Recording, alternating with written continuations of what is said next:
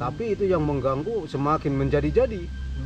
Hari-hari berikutnya, Pak? Ya, hari berikutnya di malam kedua itu semakin menjadi-jadi. Bahkan saya lagi tidur juga tikar sama bantal itu terseret. Ada yang menyeret gitu sampai saya mandir deh gitu. Saya coba sampai duduk pun kayak ada yang mau yang nendang tuh. Pinggang tuh. Duh. Wah.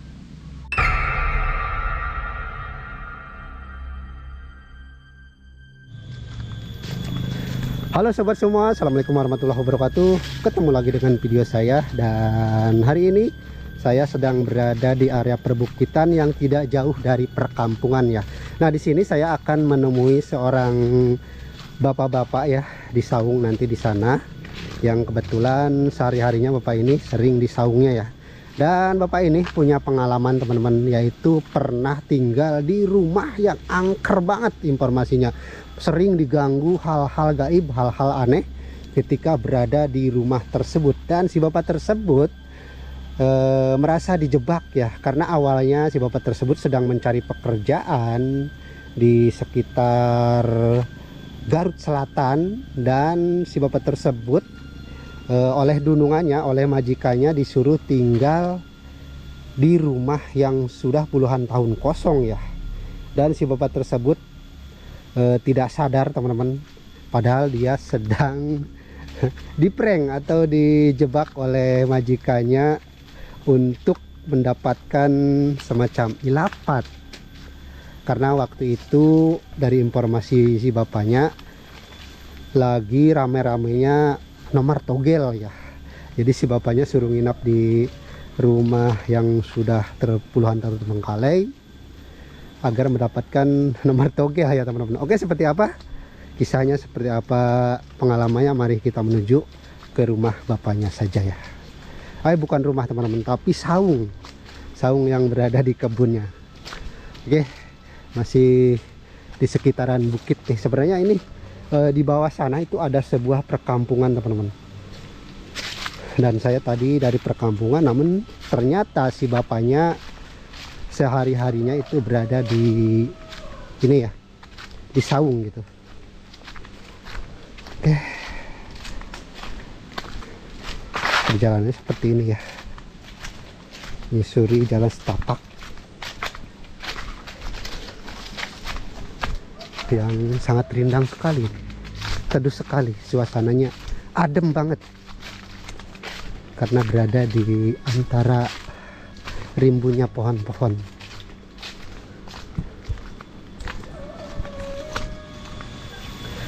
Oke, dari sini sudah terlihat saung abahnya yang tentunya punya pengalaman mistis, pengalaman horor ketika berada di rumah yang sudah puluhan tahun kosong. Rumahnya sangat angker sekali, dan sepertinya si abahnya ada tuh lagi lihat ternaknya. Assalamualaikum. Ada abahnya. Nah, abahnya tuh selalu di sini tiap hari. Assalamualaikum, Mbak. Apa kabar, Pak? Sehat, Pak? Alhamdulillah. Aduh, lagi ngapain, Pak, di sini, Pak? Ini lagi menjaga kambing. Kambing. Waduh, punya banyak kambing lagi ya, Pak ya. Jadi sehari-hari di sini ya, Pak ya? Iya. Kebetulan tadi saya ke rumah, informasinya bapaknya lagi ada di saung katanya. Iya. Jadi saya langsung meluncur aja ke saung. Pak, mohon maaf nih. Boleh minta waktunya nggak ya untuk ngobrol-ngobrol gitu? Oh, boleh. Karena saya dapat informasi katanya bapak ini pernah punya pengalaman horor, pengalaman mistis, pernah dijebak oleh majikan katanya, tinggal di rumah angker gitu ya, Pak ya? Bener nggak, Pak ya? Iya, benar. Oke, iya. Kita ngobrol di mana ya, Pak ya? Boleh, mau di mana? Bolehlah di mana aja. Di luar. Boleh, Di luar. sini, Pak. Oh, iya. Ya, saya dapat informasi katanya pernah punya pengalaman gaib, pengalaman horor ketika kerja di luar daerah ya, Pak ya. Iya. Mencari pekerjaan, dan bapak disuruh tinggal di rumah angker, di rumah yang sudah lama terbengkalai puluhan tahun ya, Pak ya. Iya. Nah, saya mau tahu pengalamannya seperti apa sih, Pak, waktu itu gitu. Dari awal di rumah berangkat gimana, Pak? Iya. Saya dulu kan ceritanya mau beli tani lah gitu Iya, ya. iya. Jadi buruh tani ke tempat orang. Merantau gitu ya Pak ya. Merantau, ya. Tahu-taunya di sana saya, karena di sana belum ada kerjaan di sawah, Iya. disuruh bersih-bersih di halaman rumah. Cuman rumah itu dekat pesawahan lah gitu. Paling ujung nggak Iya, Pak? paling ujung. Paling ujung.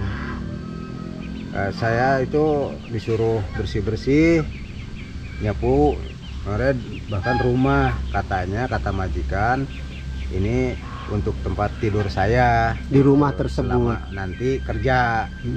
Itu saya nggak tahu, di situ rumah itu udah lama nggak ditinggalin sama yang Itu punya, dari gitu. dari lihat dari kondisinya Pak Udah ya memang itu rumah udah lama nggak nggak nggak ada digunakan. penghuninya ya lah gitu.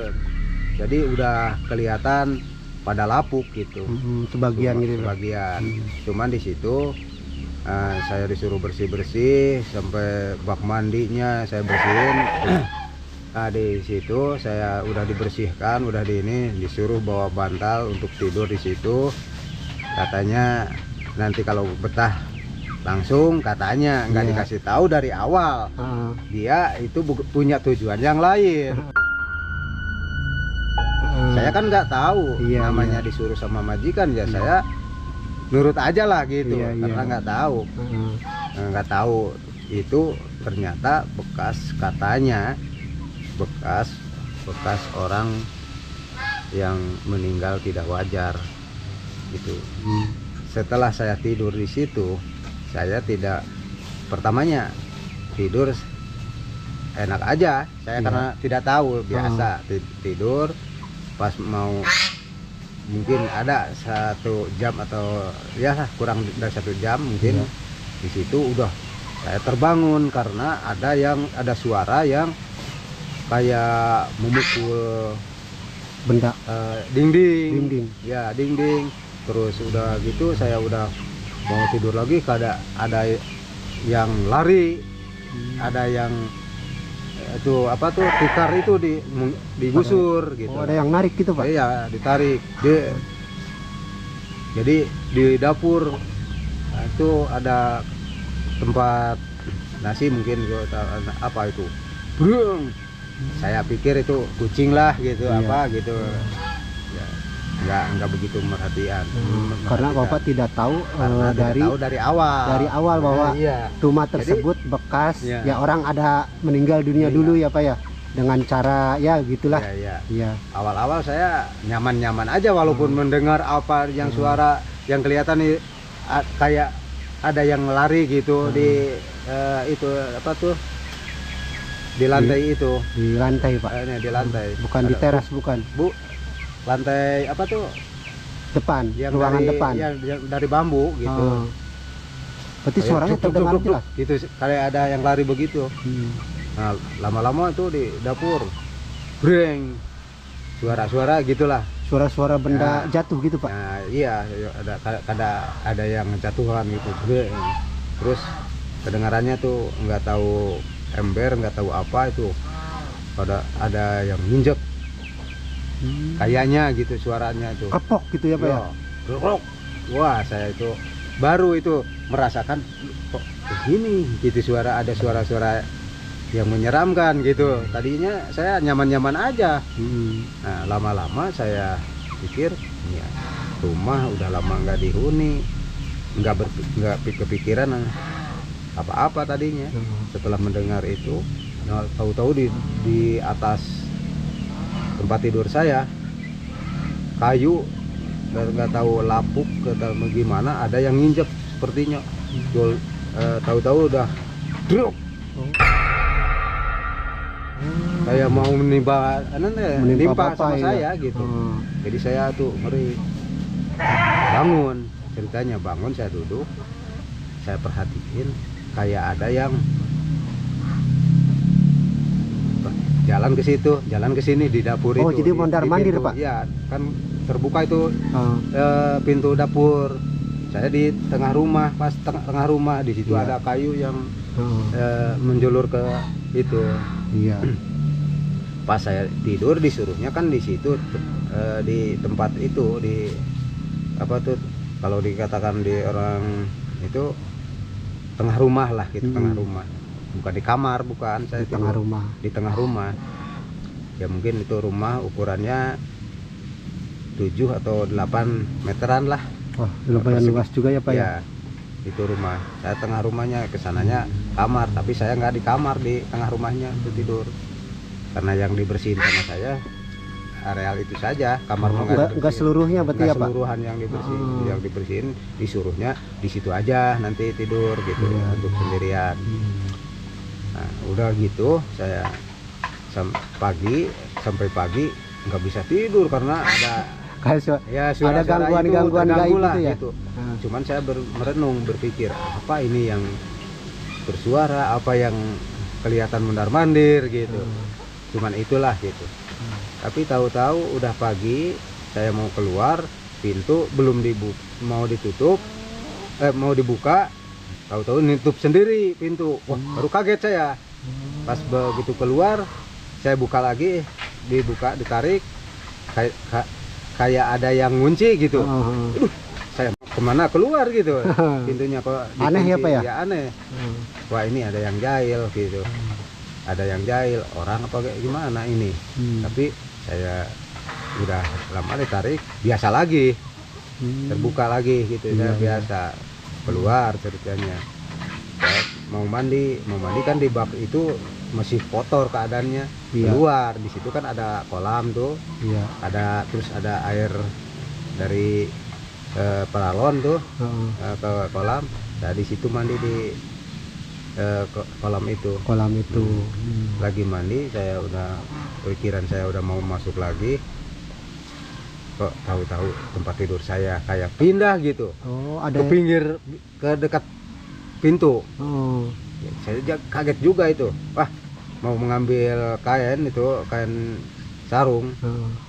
Saya nggak jadi kaget. Tadinya pikiran mau subuh tuh, nggak jadi, dah kaget itu, kok jadi pindah, siapa yang mindahin gitu. Pindah sendiri. Tapi saya udah keluar, pikir lagi, oh ini ada yang jahilin. Wah, mungkin ini makhluk lain lah gitu. Saya udah berpikir gitu. Nah, saya udah keesokan harinya saya disuruh kerja, ngambil ranting lah. Kalau kayu bakar ya Pak ya. Kayu bakar itu ke kebun. Di situ ada yang nanya, "Kang, dari mana?" Saya cerita gini. Terus kayak tidur di situ, Kang. Iya. Berani gitu ya. Berani tidur di situ. Emang kenapa? Ternyata rumah itu yang saya diami bekas orang yang mati tidak wajar dengan sendirinya. Sama tuh. Saya baru itu, wah, saya bilang sama, ya datang ke rumah, saya bilang sama majikan nggak mau tidur lagi di situ karena itu pas yang saya disuruh tidur di situ, ini barulah itu cerita, udah tidur aja semalam atau 2 malam lagi, nanti barangkali ada rezeki kita katanya. Nah, kalau ini minta nomor katanya tuh. Nanti saya kasih kalau misalkan dapat 1.000 misalkan. Ya kalau dapat 1.000, 500 bagi 2 lah gitu. Gitu. Ya, katanya udah lakukan aja dulu gitu. Ya semalam atau 2 malam, mudah-mudahan ada rezeki kita katanya itu. Jadi saya baru tahu itu, tapi saya takut gitu, nggak mau tadinya. Udah tidur aja nggak apa-apa gitu, minta nomor aja. Cuman itulah yang saya lakoni, sehingga ketakutan saya paksakan. Akhirnya saya udah tahu dari seseorang bahwa itu tempat itu. Akhirnya boro-boro dapat itu, tidur juga saya nggak bisa tidur. Tapi itu yang mengganggu semakin menjadi-jadi. Hari-hari berikutnya Pak? Ya, hari berikutnya di malam kedua itu semakin menjadi-jadi. Bahkan saya lagi tidur juga, tikar sama bantal itu terseret, ada yang menyeret gitu, sampai saya mandir gitu. Saya tuh sampai duduk pun kayak ada yang yang nendang tuh, pinggang tuh. Duh. Wah, saya bilang nih bener-bener ini. Nah, udah itu saya udah ini saya baca-bacalah gitu, saya sebisa-bisa saya ayat kursi apa itu, baru tuh ada berhenti, nggak mengganggu, nggak ini saya mau, karena disuruh sama majikan saya mau tidur di sini. Jadi, kalau berani saya memberanikan diri, kalau berani saya pengen tahu wujudnya seperti apa, jangan mengganggu, karena saya mah disuruh, saya cuma bilang itu disuruh sama majikan, karena ini. Nah saya itu udah katanya tidur aja. Tadinya itu udah ada yang ngasih tahu itu, udah tidur aja yang nyaman, nggak apa-apa. Tapi ternyata nggak bisa tidur. Waktu itu saya udah baca ini, saking capeknya mungkin tuh ketiduran, tidur malah ya, kebetulan saya tidur pulas. Ingat-ingat berarti jam 5 saya. Jam 5. Ya, terbangun, nggak ada mimpi apa, nggak ada apa gitu, nggak ada yang mengganggu lagi gitu. Ya, siangnya saya saja itu majikan udah nanya mimpi apa, mimpi saya tidur juga enggak, saya bilang cuman itu sama majikan. Nah, pada akhirnya saya wah udah kalau itu mas pindah aja ke rumah itu. Kalau tahu saya dari awal itu rumah bekas orang yang mati tidak wajar dengan sendirinya. Yang saya takut itu karena saya mau tidur, bantal itu ada yang melempar, ada bantal itu dilempar, kayak dilempar ke tapi nggak kelihatan orangnya, nggak kelihatan wujudnya, tapi bantal itu dilempar sama kasur. Saya mau tidur itu kayak nggak boleh lah gitu, kalau kalau bahasa saya itu nggak boleh lah gitu. Nggak boleh tidur di situ gitu nggak Pak. boleh di situ. Nggak mungkin tahu. Yang Waduh, saya sampai merindingnya gitu. Setelah tahu merinding, perasaan udah nggak enak. Ini awal-awal mah nggak ada perasaan takut ya. Ya nggak ada, karena nggak tahu kronologinya bahwa di situ tempat ada orang yang meninggal nggak wajar gitu ya Pak ya. Waktu itu, tapi yang meninggal itu orang tua yang suka sakit-sakitan katanya. Ya udah lama sakit-sakitan. Akhirnya dia memutuskan karena udah berobat ke sana kemari belum dikasih kesembuhan. Akhirnya mungkin nggak ada yang tahu, katanya itu. Saya cerita dari tetangga yang punya rumah itu udah jauh dari situ. Iya. Dia bilang itu karena sakit, karena sakit sembuh-sembuh. Udah tua, sakit-sakitan terus. Akhirnya memutuskan mengakhiri hidup dengan sendirinya. Gitu. Dia mengakhiri hidupnya ya dengan cara yang tidak wajar ya Pak ya. Karena saking nggak tahan terhadap penyakitnya gitu ya Pak ya. Dan pada akhirnya intinya itu rumah nggak ada yang mau ngebongkar, nggak ada yang mau, apalagi yang mau tinggal di situ gitu. Jadi saya akhirnya sama majikan bilang udahlah, saya sampai di sini tidur jadi nggak nyaman di situ gitu. Ya, akhirnya diizinin sama majikan tidur di rumah, katanya kalau mau satu malam lagi katanya barangkali. Saya udah nggak mau, takut, serem karena nggak bisa tidur ya Pak ya. Kalau tahu dari awal mah nggak mungkin, dari awal juga saya tahu mau. Karena tadinya itu suruh bersih di luar, sementara disuruh tidur juga di situ, dibersihin sama saya, dibersihin gitu. Cuman itu saya terjebak sebenarnya dijebak ya Pak ya. Dijebak oleh majikan Bapak ya. Iya. Agar mendapatkan ilapat gitu. Iya, katanya minta nomor di kala itu lagi rame-ramenya apa tuh, togel apa aja, SDSB ya Pak ya? Ya SDSB itu. SDSB itu waktu itu. Jadi mungkin tujuan majikan mah tidur di di bekas orang yang mati nggak wajar itu ya tujuannya agar dapat mimpi lapat, ya, dapat nomor togel nomor. tersebut ya Pak ya. Iya. Tapi ternyata saya karena nggak bisa tidur, jangankan mimpi, saya yang ada malah ketakutan, saya merinding setiap mau ini. Pada akhirnya tuh bisa tidur tahu sejam atau 2 jam, nggak ada ilabat mimpi setelah saya baca ayat kursi, baca ya lah surat-surat Al-Quran itu, saya jadi nggak ada yang, karena itu suara-suara yang itu hilang itu suara-suara yang itu saya wah sekuat mungkin saya bacaan malah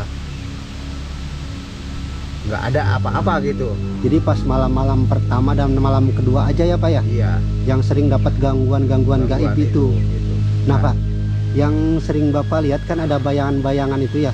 Ya. Itu sosok bayangan perempuan si nenek-nenek atau emang sosok lain Pak yang Bapak lihat bayangan itu? Jadi kalau dilihat sama saya itu kayak orangnya tinggi. Kalau kelihatan tuh bayangan tuh hampir apa tuh sama pokoknya hampir 3 meter ada Pak. Ya, mungkin itu rumah itu kayak hampir kena gitu kalau. Oke, jadi seperti itulah kisah pengalaman Bapak Mumu ya, yang tadi kita sudah dengarkan sama-sama teman-teman, yaitu sering diganggu oleh makhluk-makhluk gaib yang berada di rumah yang sangat angker sekali ya. Bahkan bapaknya merasa diprank, merasa dijebak oleh majikannya untuk tidur di situ, padahal tempat tersebut ternyata tempat orang yang meninggal secara tidak wajar, alias dia mengakhiri hidupnya sendiri ya dengan cara-cara begitu ya teman-teman. Saking tidak sabar, saking udah mungkin merasa ini ya, mengeluh dengan penyakitnya, sehingga bapaknya mengakhiri hidupnya seperti itu ya. Oke, mungkin untuk videonya sampai di sini saja. Terima kasih banget sudah nonton, dan kita jumpa di video berikutnya. Wassalamualaikum warahmatullahi wabarakatuh.